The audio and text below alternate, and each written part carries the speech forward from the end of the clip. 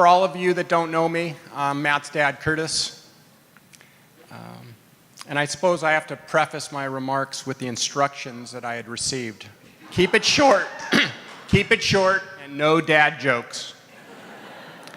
That said, I knew it would be really challenging.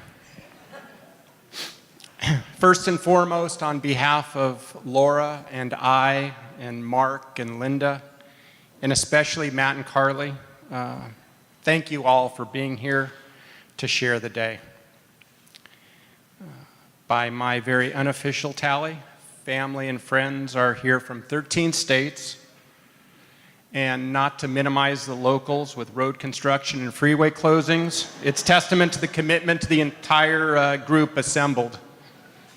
Again, thank you all for being here. Weddings are a place where worlds collide.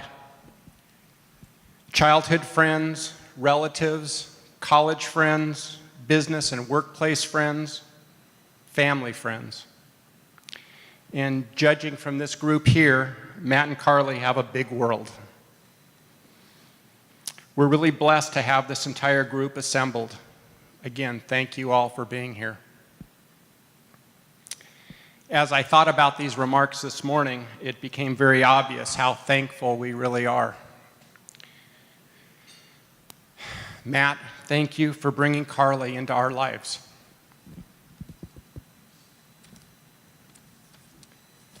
Mark and Linda, thank you for your daughter. We will forever treat her as one of our own children. Carly, thank you for sharing the Wick family. We Tianos have been here in Minnesota for nearly 23 years and can finally say that we have extended family in the state.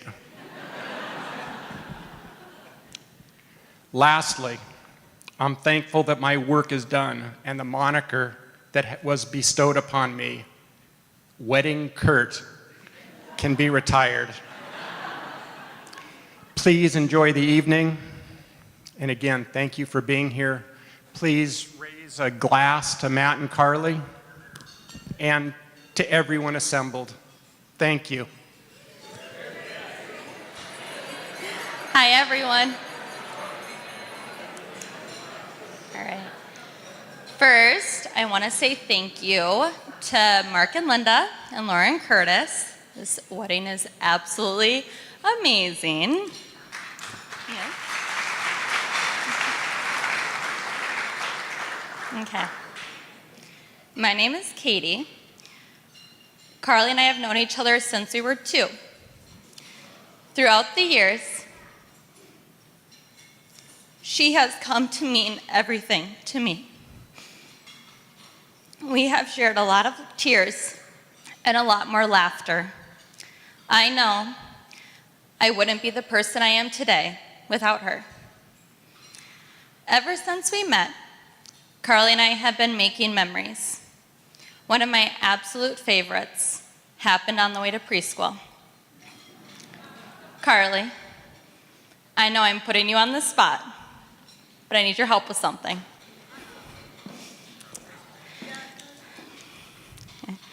You will know it when I start it. Carly, boys. Bad. Boys, stay away.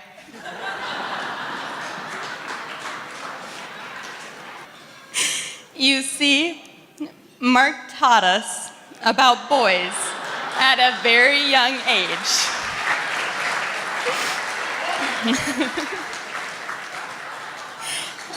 And throughout our lives, we have continued to say it. Carly has always wanted to find a man even half as amazing as her father. In fact, I remember her saying,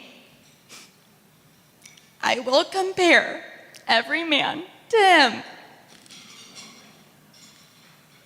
Carly, you have met your match. Matt, you are absolutely spectacular. You have grown with Carly, and you have challenged her to be her best self. You're supportive. And might I add, it's amazing that she found someone who is organized. Carly and Matt, here's to a beautiful wedding, a happy marriage, many memories, lots of laughs, and a love that only grows. I love you. Hello. For those of you who don't know me, my name is Tom and I'm a friend of Matt's. But before I talk about Matt, I just want to say thank you to Mark and Linda Wick and Curtis and Laura Tiano for hosting an amazing day. And more importantly, for raising two amazing people in Carly and Matt. So thank you guys, everybody.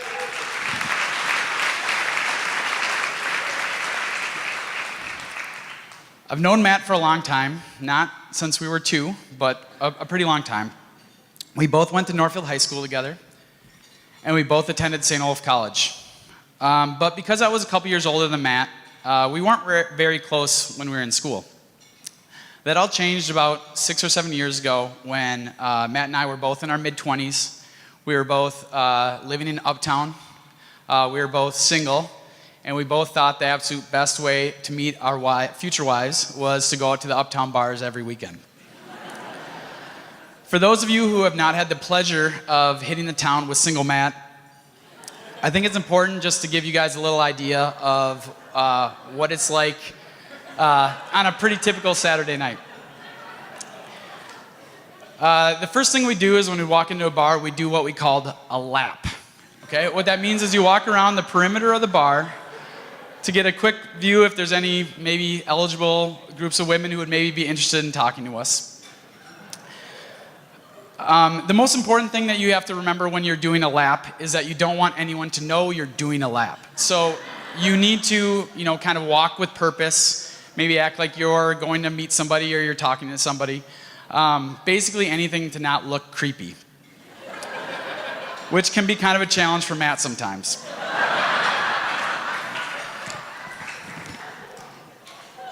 So once we did our lap, we would then regroup to where we started.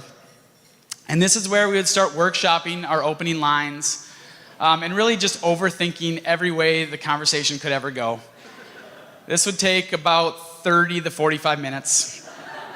And once we finally aligned on what we were going to say, and more importantly, worked up the courage to actually go speak to these women, they would always have already left. And so us being the smart, intelligent young men that we are, we'd learn from our mistakes, go to the next bar down the street, and repeat the process all over again. So the reason I even bring this up is because I'm so thankful that you didn't meet Carly on one of those nights. And your friends weren't there to make you overthink what to say or what to do. I'm so thankful that you met Carly on a blind date where you were by yourself, and more importantly, you could be yourself, because that's clearly who Carly fell in love with. Another thing to know about Matt is that he is one of the hardest working people I've ever met. He's always on his phone. He's always answering phone calls or emails or texts, whether he's setting up the next soccer tournament or taking an angry phone call from a soccer mom because a referee hasn't shown up. Matt accomplishes more in a day than most accomplish in a week, which is even more impressive considering Matt can't stay up past 9 p.m. I'm hoping he makes an exception tonight, but we'll see. But seriously, I've known Matt for a long time, and he is truly a kind, thoughtful, and loyal friend. And while I haven't known Carly as long, I know she shares those very same traits. And I think that what makes you guys a perfect match. I've never seen Matt happier than he's with Carly, and I'm so thankful that they found each other. So I'd like to propose a toast. Congratulations to Matt and Carly. Please raise your glasses, sorry. Congratulations to Matt and Carly. Here's to a lifetime of love and happiness. Cheers. So we'll keep this one short and sweet. So for those of you that don't know me, I'm Anders. I'm Carly's older brother. And I think Matt holds the distinction of being the only guy that Carly's brought home that I didn't immediately try to either physically intimidate or outright threaten with assault.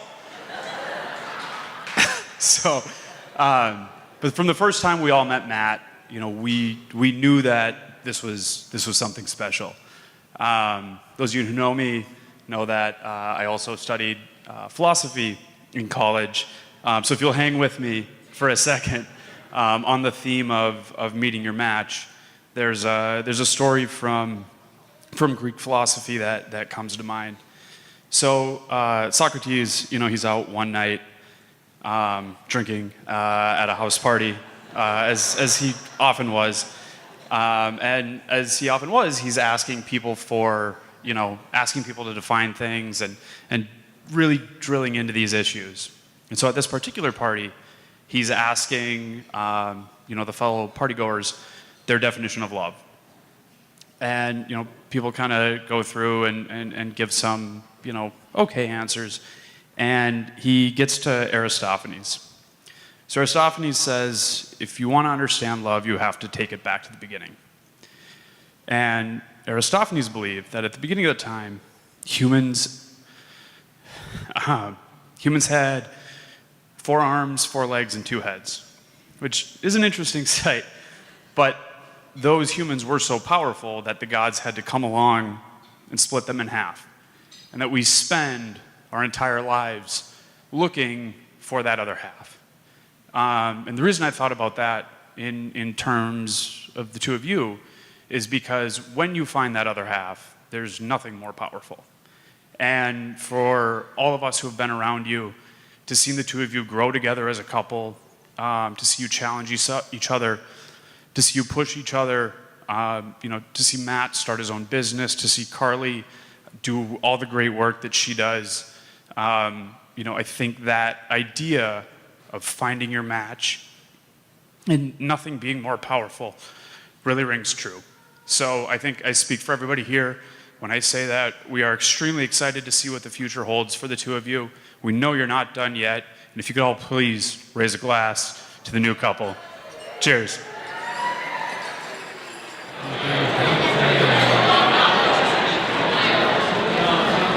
Good evening. First, I'd like to thank Wix Botanos for throwing such a wonderful celebration this weekend. It's truly been an honor to be here and to celebrate with all of you. I've known Matt since 5th grade when he tried unsuccessfully to take my spot as a goalie on our soccer team. I don't think Matt thought of his eventual wedding night too much at that point, but I don't think that would have been too high on his list. Fortunately, it didn't take too long for us to become good friends. One of the highlights of our friendship was when we were both in college and decided to spend spring breaks together, soaking in March Madness across cities in the Midwest.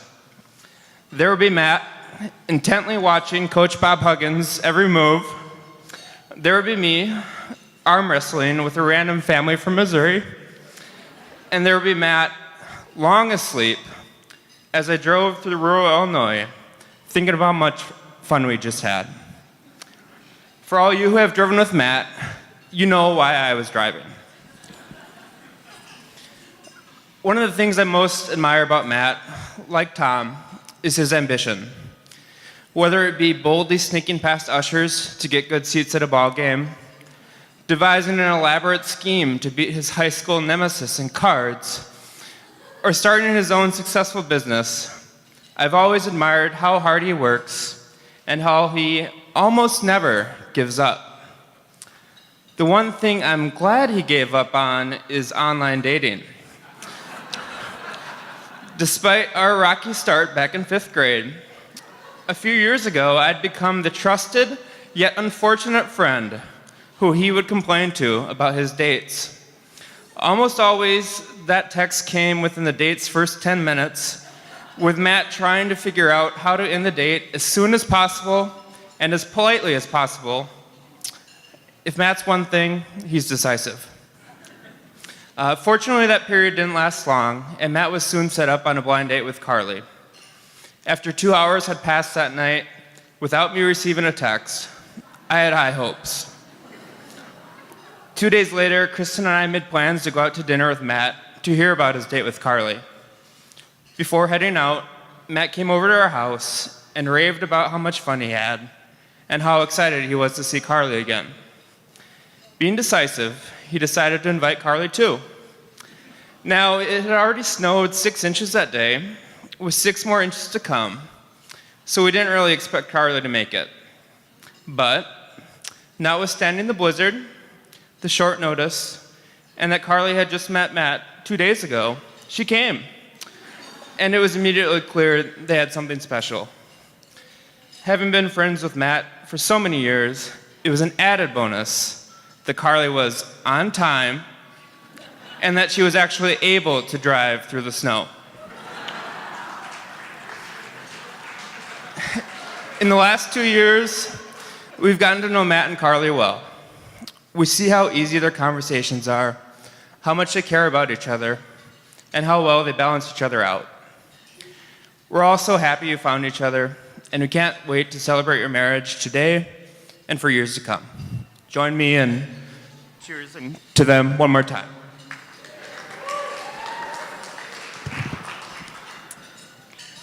Hi, everybody. My name's Tessa. I'm one of Carly's oldest friends, and I'm super honored to be here with her today.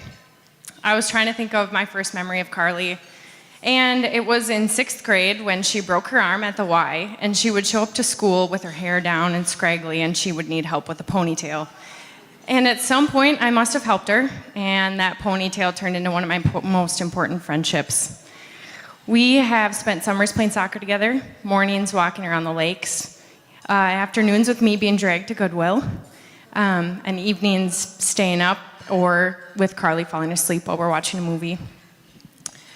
My favorite memory with Carly is when she and Mary Kate and I road tripped to Colorado. We hiked, we went whitewater rafting, and we went to a concert at the Red Rocks. And the night at the Red Rocks, Carly was probably the most adventurous she's ever been. She decided to climb up and then proceeded to fall down the Red Rocks. She's got the scars to prove it. But the most thing that sticks out now is the 30 plus hours in the car when we were talking about what we wanted from life and in a partner. And it's like she was asking Matt to be sent to her. The night that they went on their first date, I was in Minneapolis visiting Carly, and she texted me asking if it was okay if she went on this date that Judy had set her up on. And I'm still pretty sure she was looking for an excuse not to go, but I told her, nah, just go, I'll meet you later. And she went, but she did go and pace around at the Mall of America for a few hours before, which I'm not sure who goes to the Mall of America to relax, but Carly does. After a few hours of not hearing from Carly, I was pretty sure Matt was a serial killer. But she finally showed up, and she was nothing but smiles. And they've been inseparable ever since.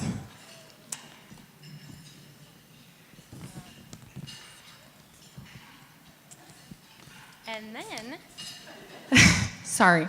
And then I met Matt.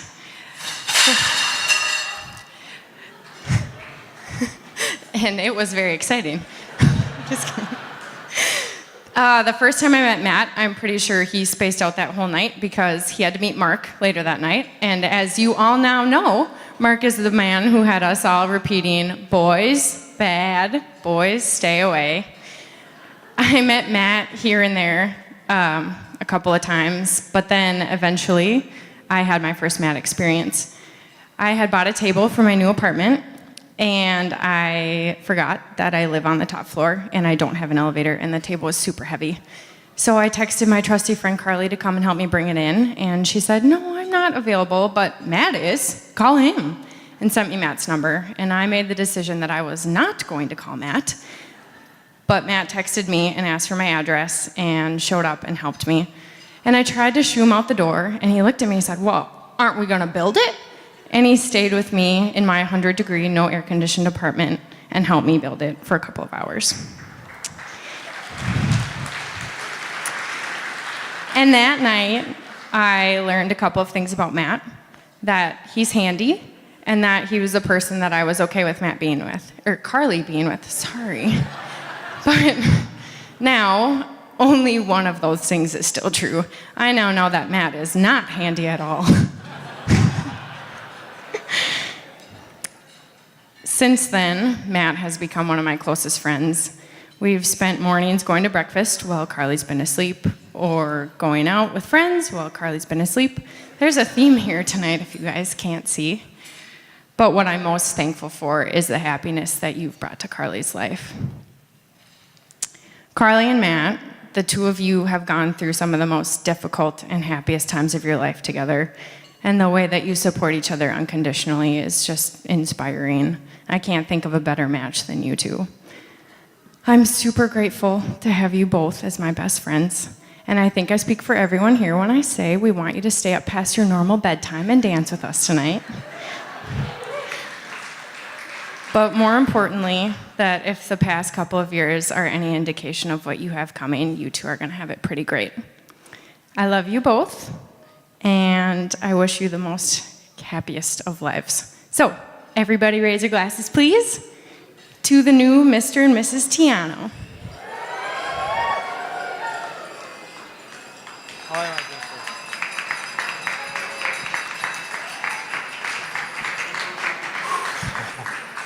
Hello, everybody. I'm Mark Wick. I am honored to be the father of the bride.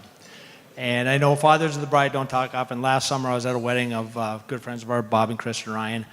Bob gave a talk. His daughter got married. My wife's always telling me, be more like Bob. So whether I wanted to or not, I had to give a talk tonight. So first off, I'd like to thank everybody for being here. What a great day. What a special occasion. I know it means so much to Matt and Carly, and it means so much to us also. Personally, I'd like to thank the Tianos so much. The Tianos have done so much today. The Wicks basically showed up.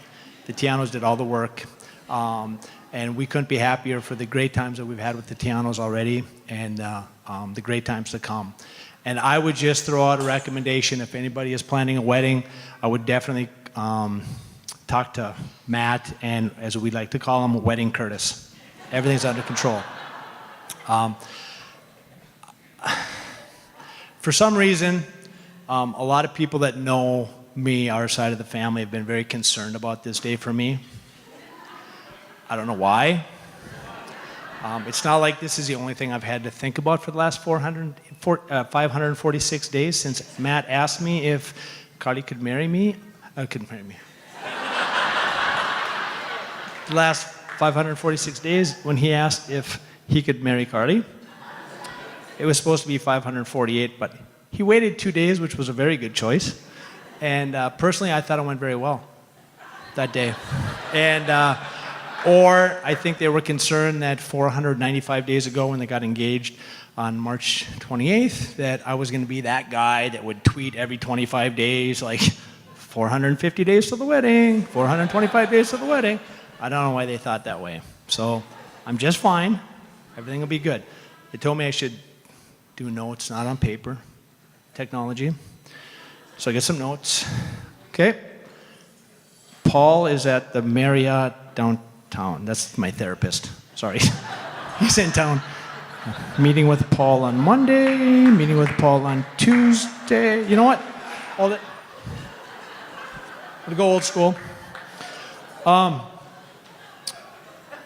There's something special, and unless you've been there, about a father-princess relationship. And for guys that haven't had daughters, you don't get it, and I didn't originally, and it's like, it's got to be because with the men, we have to be strong, we have to protect our daughters.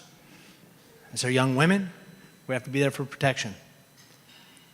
The Tianos side of the family doesn't know as well, but if anybody on our side, does anybody know any Wick women? If the Wick women could raise their hands, okay? Abby, Magdalene, Myra, like the Wick women can take care of themselves, okay? And for anybody that doesn't know Carly, found that out at an early age. When Carly was 5, she started hockey. Her hockey career lasted 3 minutes. She came off the ice. She's like, I quit. I'm like, whoa, Carly, what's going on? I'm not going back. I'm like, what's wrong? I quit. Why? See that guy over there? I'm like, yeah. All he wants to do is tell me what to do. I'm like, well, that's the coach. I don't care. I quit. Never went back to hockey again.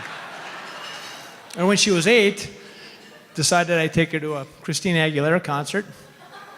Didn't quite realize those tickets go pretty quick. got a nice lady on Ticketmaster. She said, well, I can get you in row 5, seat 3, seat row 18, or seat 18. I'm like, 15 seats apart is quite a bit. My daughter's only 8. Okay, got you in row 45, seat 1, row 51, seat 1. I'm like, perfect, I can sit in the aisle. Great. We go there, concert, hear the warm-up bands. Christina's about to come out. Carly looks at me and says, Dad, where's your seat? I said, I'm up like 5 rows, but I can just sit here in the aisle. She said, no, why don't you go up sit in your seat? So I proceeded to walk up 6 rows, sit in seat number 1, the end of the row of, 25, 13-year-olds and their moms, and watch a Christina Aguilera concert. Or lastly, when Carly was 20, she decided she was going to go to India and teach in the slums of Mumbai on her own. Didn't want to go with the tour group, was going to set this up all herself. Figured out somebody to work that ran a school in India. She went over there. She had, she flew over there. She got to Switzerland, and her visa was off. Her visa, there were some issues. So she took the train to the embassy every day to ask about, hey, what do I have to do to be able to get in? I got this teaching, I'm volunteering at this school. Finally, some young guy said, I tell you what, tomorrow I'll get you in front of some judges and they'll make a decision, get this done. So the next day, Carly goes there, she's in front of, 3 to 5 judges, they're all men. And she says, I'm Carly Wick, and I'd like to get it. And one of the guys interrupts her and says, this is in Switzerland, is your mom Linda Wick? And Carly said, yeah. She said, you know what, I talked to your mom 2 days ago, and we told her you're not getting in the country. And 45 minutes later, Carly was on her way to India. So, I share all those as a, good luck, Matt. But to digress for 1 minute on her India experience, where she went to the slums of Mumbai, had to take a train, a bus, and a rickshaw to school every day for 6 weeks. The thing I'm proudest of is after 5 weeks, she sent her mom an email that said, Mom, can you check out this email? Did I just get fired? And Linda looked at the email and said, yeah, pretty sure you did. So my daughter's the only one that could go volunteer in the slums of Mumbai for 6 weeks and get fired after 5. But again, the reason she got fired was, again, the headmaster of the school was a male. She decided that she would share some ideas on how they might be able to better educate the kids and maybe make some changes, think over very well. So she got a week vacation. But as a dad, that's not what I'll remember the most. It's the memories of, everybody's talking, Katie, Tessa, they've known her for so long. I've known her for a while also. And all those memories of having you sit on my lap when I brushed your hair, and maybe it wasn't the most gentle at times to get the snarls out, but how much that meant to me. Or when I took you to dance classes, which if anybody that knows Carly, her passion is dance. The first time we went to the Minnesota Ballet and you showed up in sweatpants and a t-shirt, and everybody else had their little cute, fluffy dance suit dresses on. And I went up to the instructor afterwards because you had told me something, and I obviously misheard. But I said, I thought she needed one of those cute little outfits. I said, can you tell me where I can, my daughter says she needs a plie. You tell me where I can buy one of those? And then I found out, that's a plie. And then we transferred to Stacy's dance studio. Stacy's here, and that was the best move ever, and we were there for 15 years. And we shared a lot of memories. Reading books, we have our own special things, our butterfly kisses, our secret middle child handshake, as we're both middle children. But everybody's concerned about me. But it's not a day of sadness, it's a day of joy. As a dad, you always know that your daughter is going to find a partner that's going to become the most important person in her life. That's going to be her first call in times of joy, in times of need, and to be there to support each other, that she's going to find her rock, whoever that is. And we could not be happier that that person is Matt.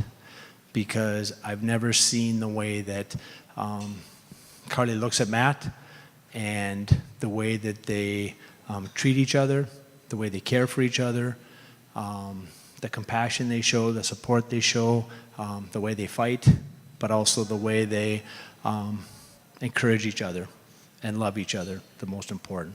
And it doesn't mean that the Wicks or the Tianos won't be your first call, but we'll always be there for you. I could be your first call if you run out of gas. But Butterfly Kisses was one of my books, the other favorite book. And I don't know if anybody else noticed today, but during that ceremony, the pollen in this area, super bad.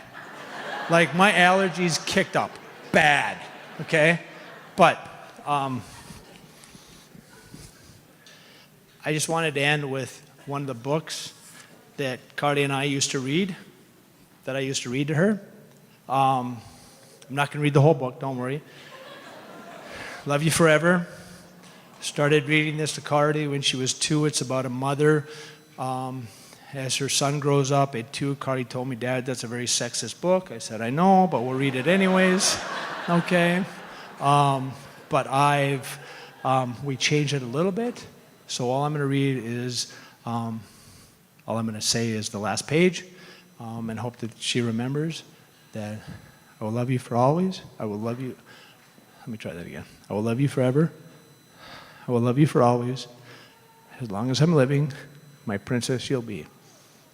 So let's raise a toast, raise a glass to Matt and Carly for a long, joyous life together. Thank you.